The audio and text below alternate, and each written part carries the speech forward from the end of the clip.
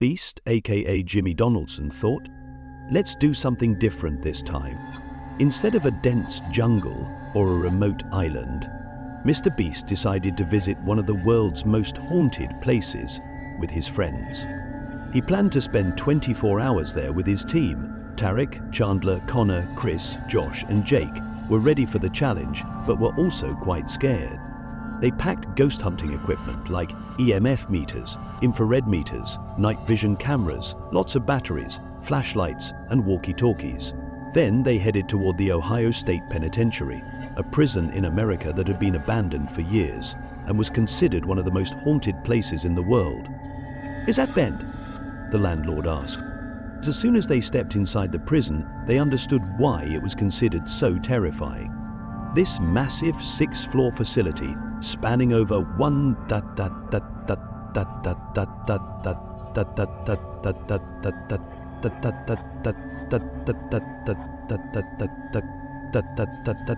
looked eerily frightening.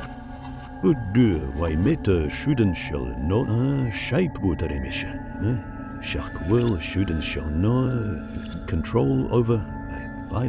The prison guard informed them about a fire that had broken out in 1930, killing 300 inmates. Several prisoners died fighting among themselves, while others took their own lives.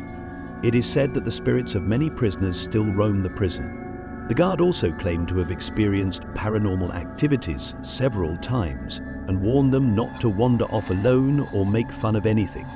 He mentioned that the prison had an old hospital and a church, both places they were advised to avoid at all costs. Mr. Beast and his team were scared after hearing these stories, but decided to step inside with their cameras and gear. Their goal was to find out if the place was truly haunted and to complete the challenge of staying there for 24 hours. As they began exploring the prison, their paranormal devices started reacting, making the atmosphere even more tense. After surveying one part of the prison, they set up a base camp in the main hall, which was spacious and close to the entrance. Mr. Beast suggested splitting up to explore more. It was decided that Chandler, Mr. Beast, and Josh would explore the hospital, while Chris, Jake, Connor, and Tariq would check out the solitary confinement block, the area where prisoners were kept alone without food or water to suffer. As Mr. Beast, Chandler, and Josh climbed the rusty iron stairs of the hospital and walked through its corridors, they recorded everything with their EMF meters. They entered a room where they found a table and a cutout poster of a famous movie. Laughing at the sight, they began joking about the movie when suddenly the EMF in Chandler's hand started blinking. At the same moment, Mr. Beast heard a loud siren sound, which was odd because there were no active sirens in the building. Chandler and Josh heard nothing, but when Mr. Beast pointed the EMF meter towards the direction of the sound, it started flickering more intensely. As they moved closer to the source, the EMF meter blinked rapidly until they reached an open room where it wouldn't stop flickering. When Mr. Beast tried entering the room, he felt dizzy and had to step back.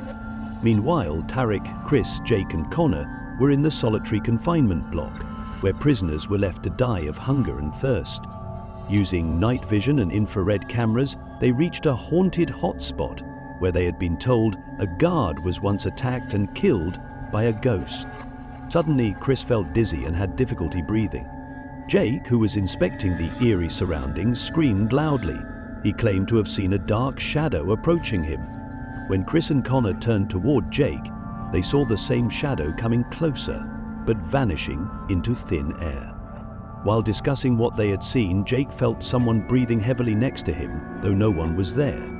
Moments later, the shadow appeared directly in front of them, and the three screamed in terror, running back toward the base camp and informing the team through walkie-talkies.